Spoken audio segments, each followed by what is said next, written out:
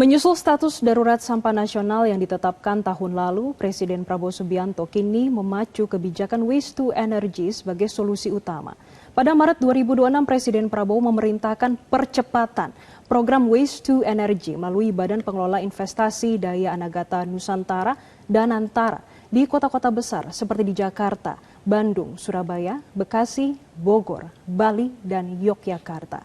Lalu bagaimana realisasinya sejauh ini? Kami akan membahasnya bersama Pak Fadli Rahman. Selamat pagi Pak Fadli. Terima kasih atas waktunya untuk Metro TV Pak. Sama-sama. Pak, kita sudah melihat ada dua berita pengantar ini terkait dengan PLTSA atau PSEL yang selama ini sudah ditetapkan sebagai PSN. Sejauh ini Pak, untuk perkembangannya seperti apa?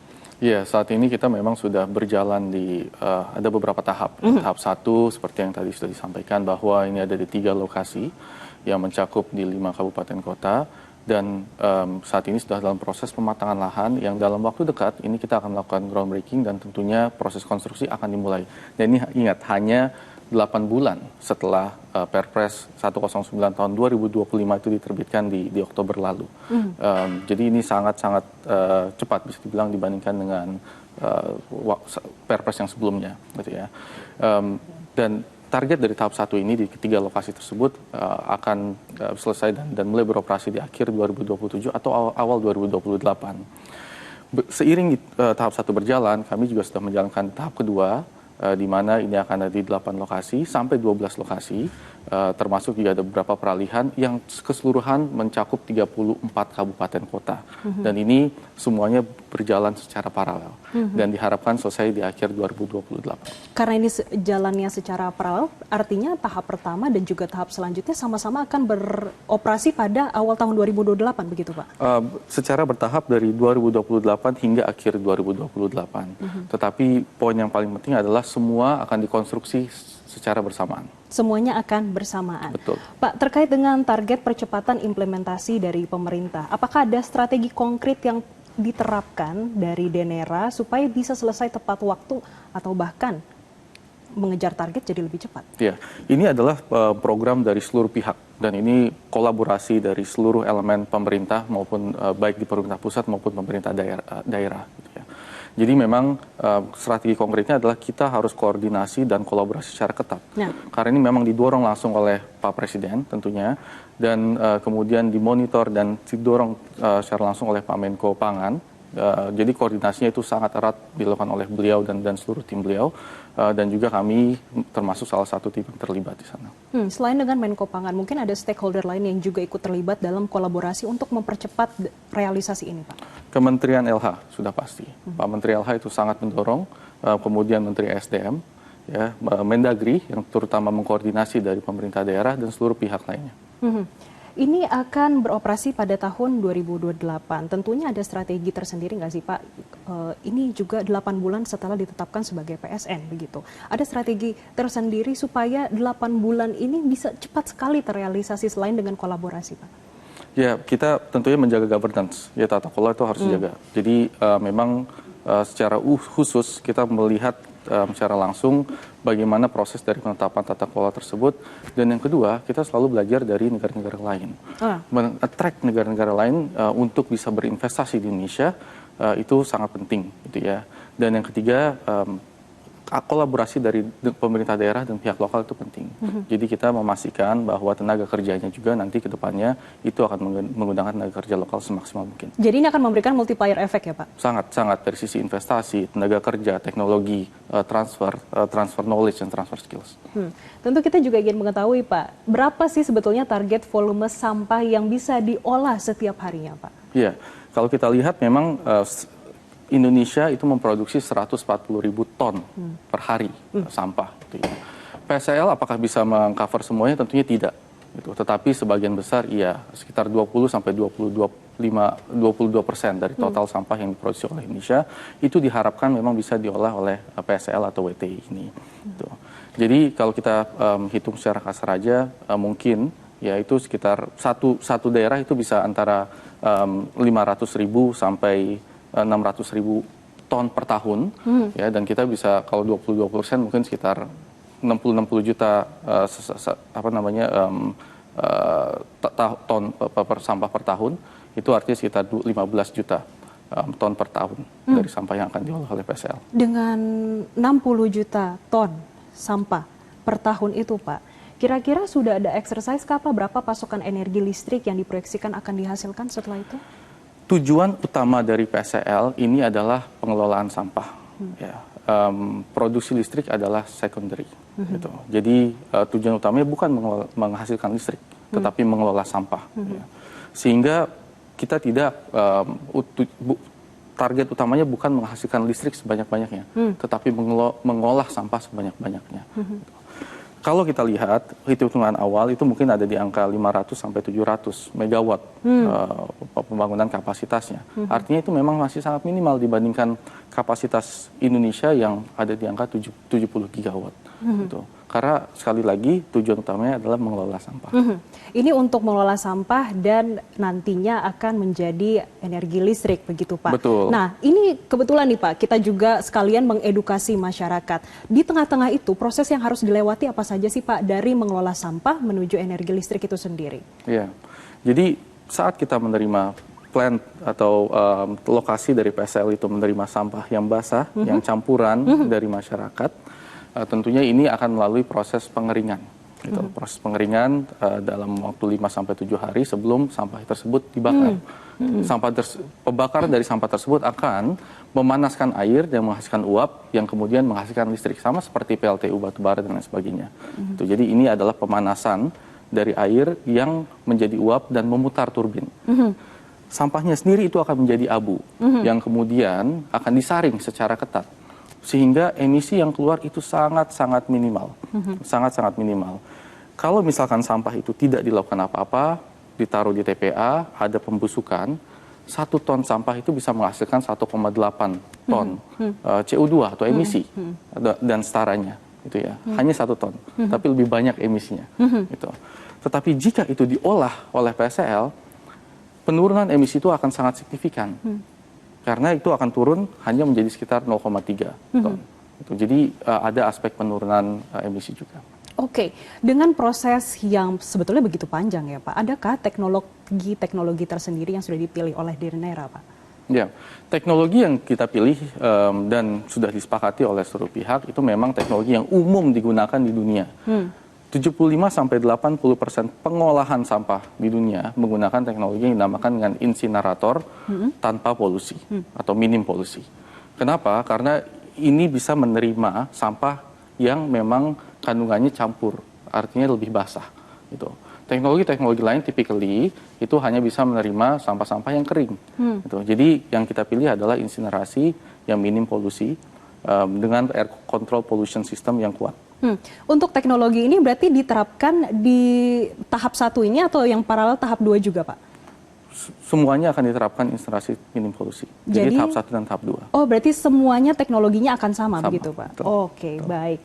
Nah Pak, isu emisi pembakaran ini seringkali menjadi perhatian masyarakat. Tadi Bapak juga sudah sempat menyinggung soal itu. Lalu bagaimana sistem kontrol polusi udaranya Pak? Polusi udara itu harus menggunakan standar yang paling ketat. Gitu ya. Kalau memang kita merujuk kepada standar SNI, standar Indonesia, itu memang sebetulnya sudah cukup baik. Gitu ya. Tetapi memang kalau teknologi yang akan kita gunakan, itu justru menggunakan standar Eropa, yang jauh lebih ketat dan paling ketat di seluruh dunia. Gitu. Jadi ini adalah, kita namakannya EU IED, gitu, atau standar Eropa Industrial Emissions Directive, yang kita gunakan sehingga kalau kita bisa bilang bahkan di beberapa lokasi justru abu yang keluar atau udara yang keluar itu lebih bersih daripada udara sekitar gitu, karena memang menggunakan standar penyaringan yang sangat ketat. Oke, jadi ini akan diterapkan di seluruh tadi daerah-daerah yang akan menjadi tahapan dan juga PSN yang sudah ditetapkan oleh pemerintah begitu. Betul. Pak. Nah, tentunya dengan ada teknologi ini, bagaimana Denera ini berkolaborasi dengan tadi pemerintah daerah, kemudian stakeholder terkait dengan penggunaan teknologinya, Pak? Penggunaan teknologi itu partner yang mengusulkan dan atau mitra kami yang mengusulkan dan kita yang memilih. Gitu ya. Jadi pemerintah daerah akan menerima apapun teknologi yang memang sudah disepakati. Dan kami rasa ada beberapa keterlibatan terkait desain yang memang pemerintah daerah akan terlibat secara langsung. Jadi ini akan menyesuaikan setiap daerah, Pak? Kalau desainnya iya, betul. Desain dari sisi fasadnya dan lain sebagainya. Kalau sisi teknologinya sendiri, itu akan menyesuaikan dari kondisi daerahnya masing-masing. Karena kan yang namanya teknologi itu ada rating-ratingnya. Sama kayak kita membeli iPhone atau Samsung misalkan ya, itu kan ada rating-ratingnya. Jadi itu yang nanti akan desain yang akan berpengaruh ke masing-masing daerah, tergantung dari kondisi, volume sampah, karakteristik sampah di masing-masing lokasi tersebut. Oke, Pak, tapi kami juga ingin tahu ya, Pak, volume sampah sebetulnya yang paling besar itu dari mana sih kalau dari catatan Denera sendiri? Jakarta pastinya. Karena semakin banyak masyarakatnya, semakin banyak sampahnya begitu, pasti, Pak? betul, dari jumlah penduduknya. Oke, Pak. Tentunya masih menarik karena kita akan berbicara terkait dengan regulasi ekosistem dan juga visi ke depannya, Pak. Dan kita akan mendalami ini terkait dengan bagaimana ini bisa mengattract investor masuk ke dalam negeri.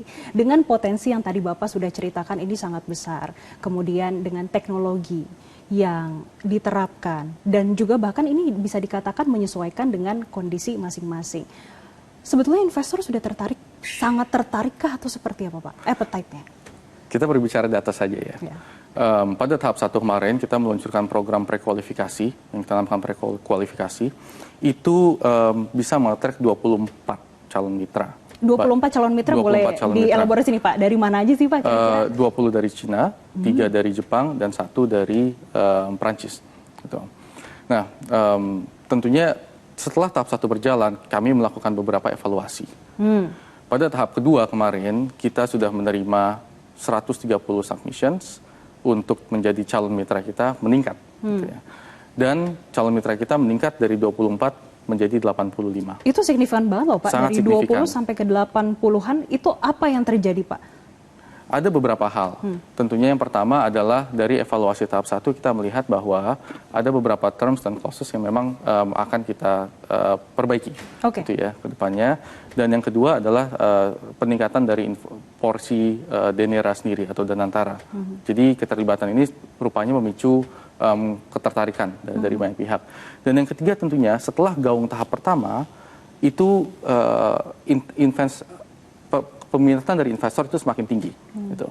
Nah, pada saat kita menerima proposal tersebut atau ketertarikan dari para investor tersebut, 85 ini yang menarik bukan hanya dari nilai jumlah dari calon mitranya saja, tetapi asal dari calon mitra tersebut. Kalau di tahap 1 banyak China. Kalau dari tahap 1 ini ada dari China, tadi Jepang dan Perancis.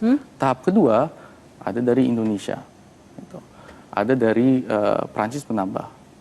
Jumlah dari calon mitra dari Jepang pun meningkat dan ada juga dari Korea, itu bahkan dari India, dan Singapura. Jadi jumlah negaranya pun meningkat lebih dari 2 kali lipat.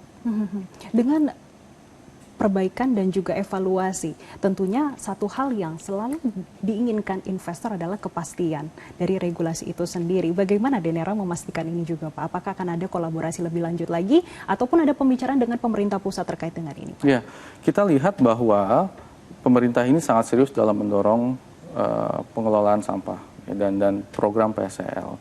Dan bukti bahwa setelah kita luncurkan program tersebut di bulan Oktober, kita sudah selesaikan di bulan Maret dan kemudian menandatangani PKS dengan pemerintah daerah di bulan April. Kemudian PSN meluncur dan dalam waktu dekat AMDAL meluncur. Itu sudah merupakan suatu hal konkret bahwa pemerintah itu sangat serius dalam melakukan menjalankan program PSL ini. Dan itu terdengar dari investor luar, sehingga itulah yang menarik minat mereka untuk berinvestasi karena jumlahnya nggak main-main. Tadi sudah disebutkan lebih dari 50 triliun. Ini adalah investasi dari luar ke Indonesia. Oke, baik. Pak, kita masih akan melanjutkan pembicaraan ini, tapi kita akan lanjutkan usai jeda Headline News pukul 10 waktu Indonesia Barat. Tetaplah bersama kami.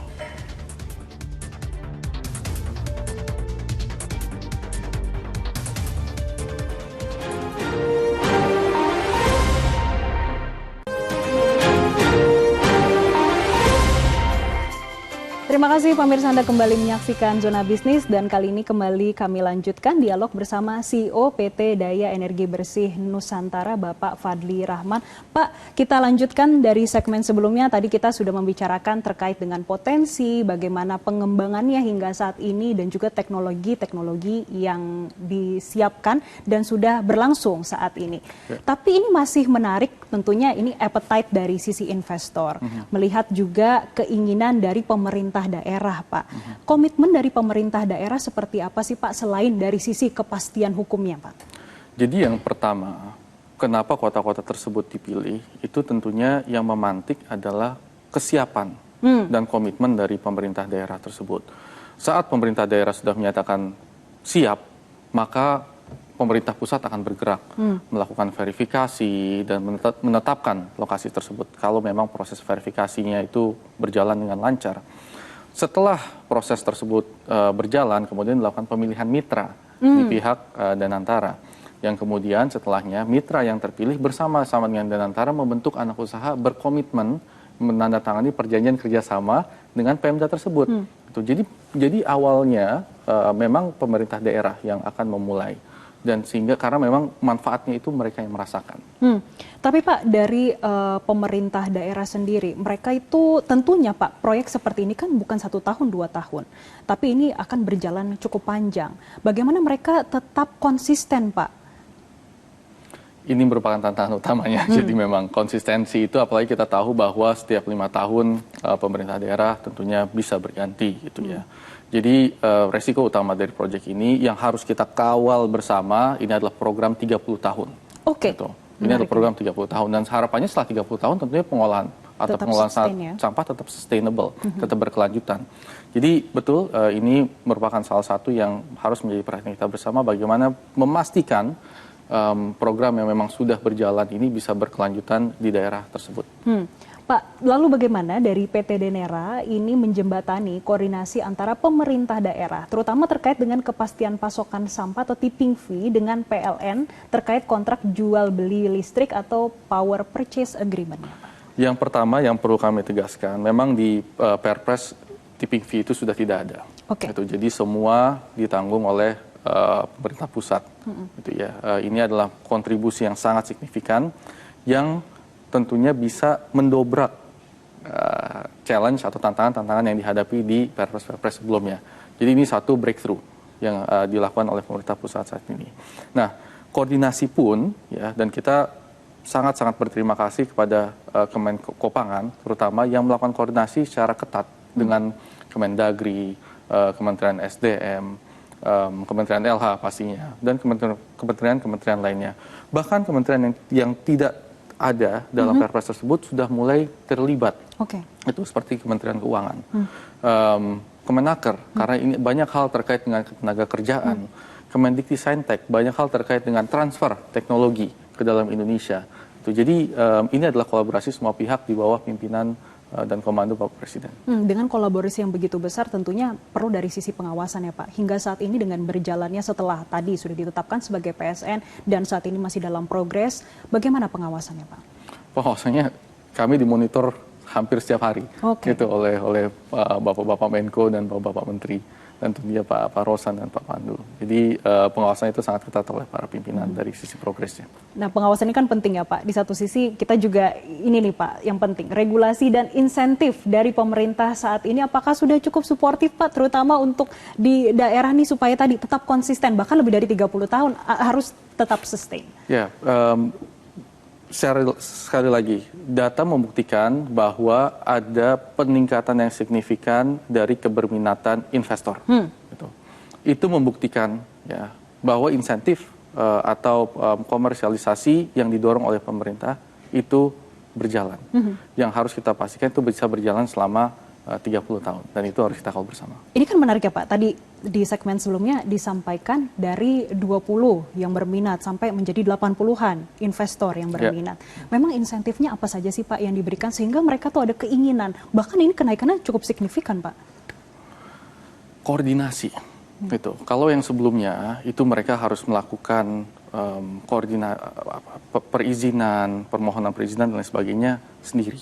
Saat ini pihak pemerintah pusat sangat-sangat membantu melakukan itu. Dengan PSN didapatkan hanya 1,5-2 bulan setelah ditandatangani atau terpilih, itu adalah bukti nyata, bukti konkret bahwa memang koordinasi pemerintah pusat itu sangat kuat, gitu ya. Dengan AMDAL ditulis di situ bahwa hanya sekian minggu setelah proses pengajuan, itu bukti bahwa memang koordinasinya itu sangat kuat, dan itu yang menarik dari pihak investor.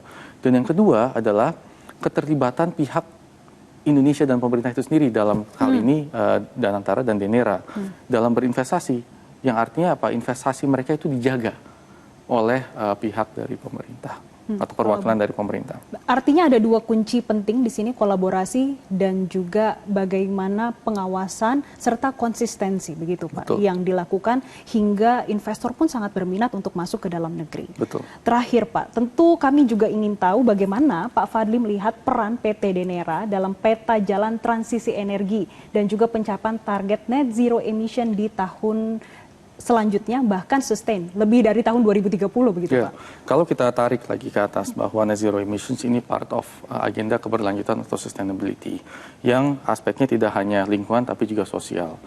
Segala hal yang kita dorong ini akan meningkatkan aspek ketenaga kerjaan misalkan, dan bahkan merubah skills dari yang informal atau pekerjaan-pekerjaan yang informal menjadi formal. Jadi ini ada aspek sosial yang sangat kental. Aspek lingkungan sudah pasti. Ini menurunkan emisi sangat signifikan itu, dan berkontribusi terhadap penurunan emissions dan pencapaian target net zero emissions, karena sampah itu memang menghasilkan berkontribusi sekitar 10-15% dari emisi nasional kita. Gitu. Nah, yang memang harus dijaga adalah atau dipastikan bahwa Denera sendiri itu saat ini fokusnya adalah pengembangan PSL atau waste to energy. Tetapi ke depannya ini menjadi katalis dalam pengelolaan sampah yang terintegrasi dan secara keseluruhan, baik itu dari sisi upstreamnya maupun hal-hal terkait dengan sekitarnya. Jadi ini adalah kontribusi dari kami terhadap pengelolaan sampah di Indonesia. Oke, baik. Terima kasih Bapak Fadli Rahman selaku CEO PT Daya Energi Bersih Nusantara sudah memberikan insight-nya bagi pemirsa Zona Bisnis Metro TV. Dan pemirsa Zona Bisnis akan kembali usai jeda berikut ini, tetaplah bersama kami. Jelajahi cara baru mendapatkan informasi. Download Metro TV Extend sekarang.